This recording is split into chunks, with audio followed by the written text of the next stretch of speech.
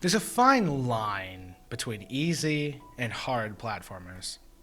Celeste is in its own category, being a level of difficulty that's infuriating, but you know it's possible, so you keep trying anyway. And that is how Celeste is the perfect platformer.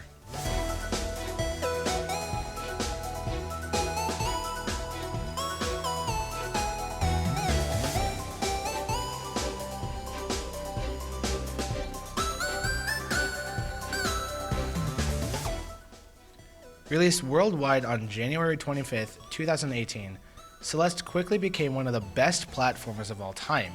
It features a young woman named Madeline as she climbs the incredibly tall Celeste Mountain, facing opposition in both the mountain's natural obstacles and from within herself.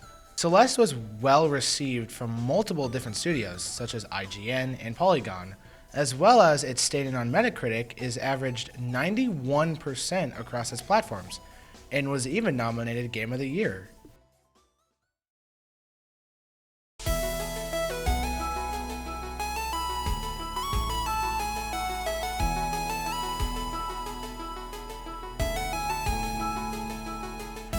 It follows the simple-to-learn and hard-to-master controls that are a staple of its genre, and gameplay has often been compared to others, like Super Meat Boy. The prologue introduces players to the basic controls, such as jumping and the ability to climb walls. The dash, one of the main movement options in the game, is gifted to the player at the end of the level, seemingly by the bird. The dash is a core mechanic of Celeste's gameplay, giving the player a short burst forward in a direction that the player is holding. It can only be used a limited number of times and must be refreshed before dashing again. The status of the player's available dashes is indicated by Madeline's hair color. Refreshing the dash is done in a multitude of ways, but the main actions include touching the ground, collecting stamina crystals, and screen transitions. The sub-levels, and by extension the game's chapters, get progressively harder as more mechanics and obstacles are introduced, and the use of these elements merge and flow together the closer the player gets to the summit. Towards the end game, Celeste introduces many more moves that use various combinations of these basic moves, jumping, climbing, and dashing, in tandem.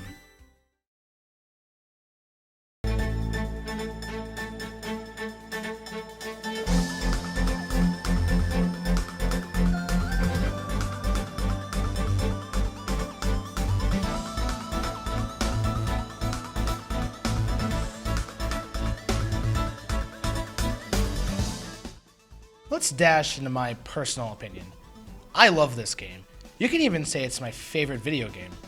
Like I said earlier, the chapters are difficult, but you know they're possible, so you keep trying.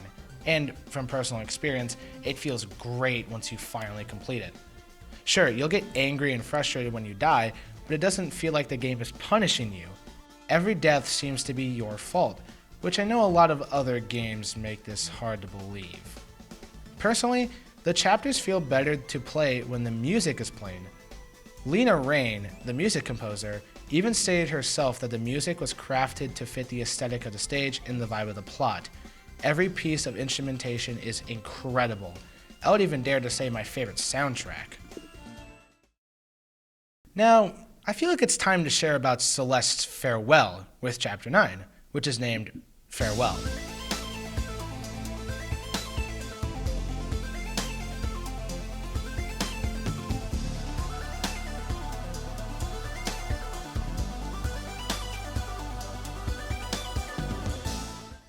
Farewell is a Celeste DLC released on September 9th, 2019, and it was meant to tie all of the loose ends together, developing more on the bird.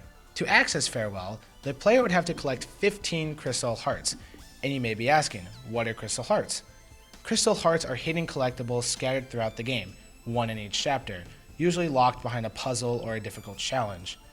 Every chapter also has a B and C side, which are more difficult versions of the main stage, and completing those will also give you a crystal heart. The player would need to get every crystal heart on A sides as well as B sides. Once you finally access Farewell, it isn't easy. It combines everything you learned and used throughout the game and gives you one final test to see if you've mastered everything the game has to offer. It's grueling, tedious, and sometimes even annoying. but once you manage to complete it, it's all worth it.